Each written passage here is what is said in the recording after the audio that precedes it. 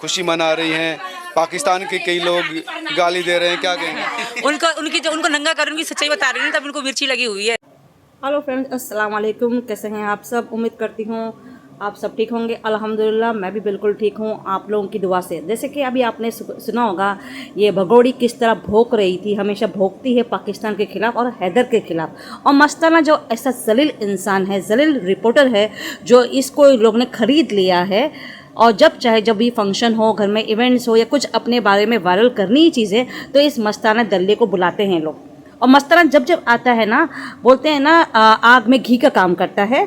और अब देखिए किस तरह इस भगोड़ी को सवालात कर रहा है। वो हमेशा जब सवालात करता है भगोड़ी को, तो पहले पाकिस्तान के ऊपर करेगा, फिर हैदर पे करेगा, फिर ये इस तरह भोंकते जाएगी ना कि जिसका कोई हद नहीं है। तो कुत्तों को आप भोंकते सुना है ना आपने, तो इसी तरह ये भोंकती रहती है। तो आप समझ जाइए कौन सी नस्ल की, कौन सी जात की औरत है।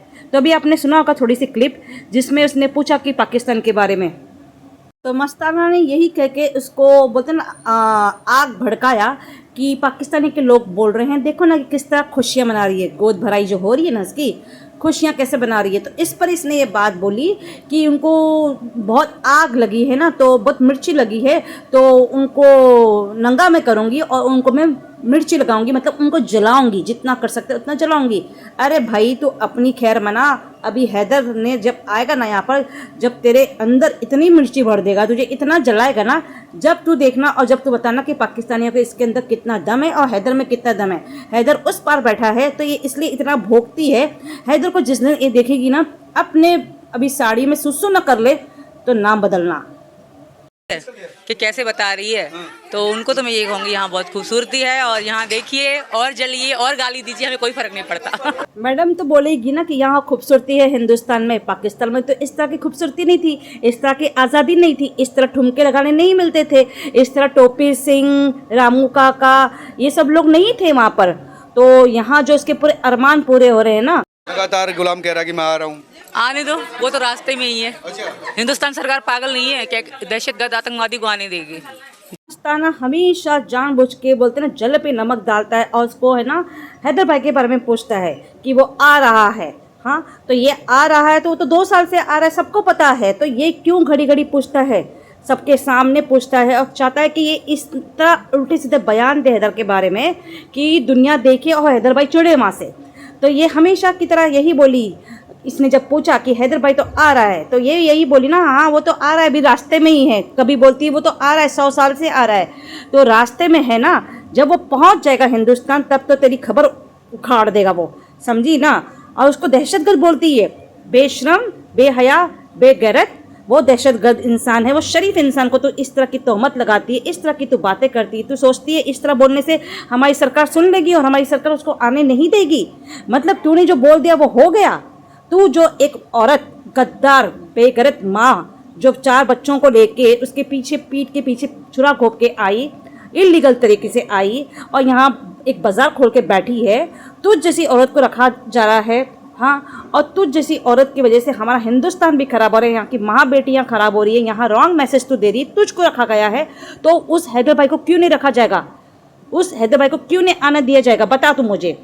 तू क्या अपना ठेका लेके रखी है? तू समझती तुझे यहाँ हिंदुस्तान में आने का परमिशन मिला है तो उसको नहीं मिलेगा क्यों? ये मैडम है ना, बोलते हैं ना कि बिल्ली की खाब में चिचड़े ही चिचड़े। तो ये इस तरह इसका हिसाब चल रहा है। AP सिंह ने इसको बस सिखा के रखा है कि तू घबर मत, तू अपना चकला चला और हैदर यहाँ कभी नहीं आएगा। तो वो हिसाब से ये बोल रही है कि हैदर को यहाँ हमारी सरकार आने देगी नहीं, क्योंकि सरकार इसके लिए पता है ना कौन है, AP सिंह, टोपी सिंह। तो ये समझती मेरा भाई AP सिंह, टोपी सिंह है, तो यहाँ हैदर कभी पर भी नहीं मार सकता। तो ये हिसाब से बढ़ चढ़ के बोलती है। वो दिन दूर नहीं है जब वो आएगा ना, तो तेरी नींदें उड़ जाएगी, तू किस तरह मरने मारने के लिए रेडी हो जाएगी। जी, क्या लगता है अब भारत की नागरिकता मिल जाएगी? बिल्कुल मिल जाएगी, विश्वास है मुझे हिंदुस्तान सरकार पे, अपने योगी मोदी जी पे विश्वास है मुझे। भाई मुझे तो बहुत हंसी आ रही है। मैडम को बहुत विश्वास है खुद की, बोलते ना, खुद के चलन पे, खुद के ठुमके लगाने पे, खुद की अय्याशी पे, हाँ, खुद की गद्दारी पे, खुद की बेहयाई पे इतना विश्वास है कि उसको हिंदुस्तान में इसकी जो हरकतों से उसको नागरिकता मिल जाएगी। सुनो सब लोग, सुनो और हंसो आप लोग भी। मुझे तो बहुत हंसी आ रही है। उसको कितना कॉन्फिडेंस है, कितना विश्वास है, बोलती है उसको नागरिकता मिल जाएगी और इसकी वजह से तो हैदर यहाँ पर भी नहीं मार सकता है। मतलब इसने ठेका लगा के रखी है हिंदुस्तान में अपना रौब जमाने का। मतलब ये कहना चाह रही है हम हिंदुस्तानियों को कि मेरी सब कुछ चलती है यहाँ पर, मैं यहाँ आ गई हूँ इनलीगल तरीके से, मैं अपना चकला चला रही हूँ, मैं जो भी कर रही हूँ मुझे तो मिल जाएगी हिंदुस्तानी की नागरिकता और यहाँ हैदर पर भी नहीं मार सकता और मैं जो चाहे कर सकती हूँ क्योंकि मेरे हाथ में पावर है, मेरे हाथ में टोपी सिंह है। समझे आप लोग इसकी बातें? ये मैडम इतनी गलतफहमी में जी रही है, इतनी गलतफहमी का शिकार हो गई है ना, उसको दिन में भी तारे नजर आते हैं, तारे नजर आएंगे इसको। खैर रुक जा तू, रुक जा, दिन में तारे नजर आएंगे।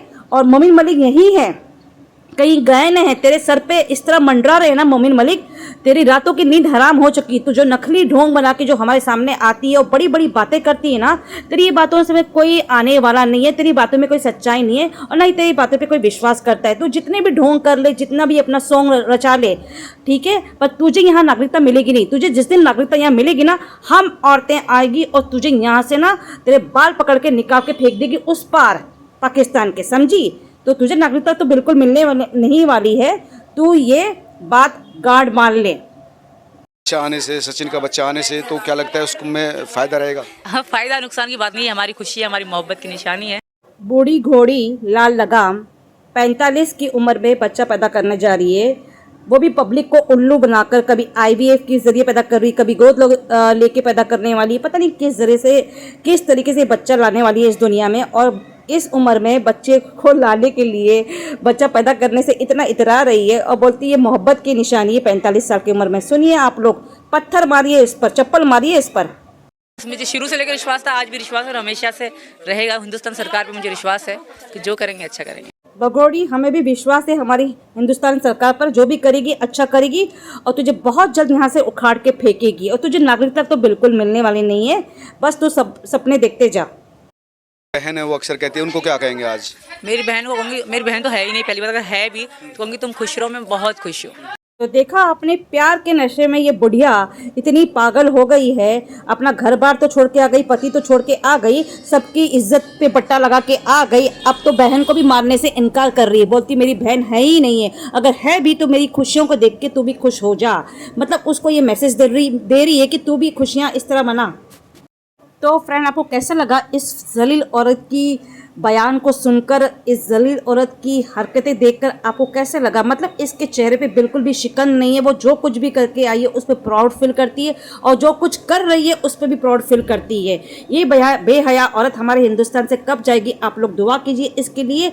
और ये बहुत ही गंदी, बोलते ना, अभी मैं नहीं बोल सकती हूँ, रमज़ान है। तो फिलहाल कैसा वीडियो लगा ये कमेंट्स में ज़रूर बताना और चैनल पर नए तो सब्सक्राइब भी ज़रूर करना। मिलते हैं अगले ब्लॉग में, तब तक के लिए बाय, खुदा हाफिज़, अपना बहुत सा ख्याल रखिएगा।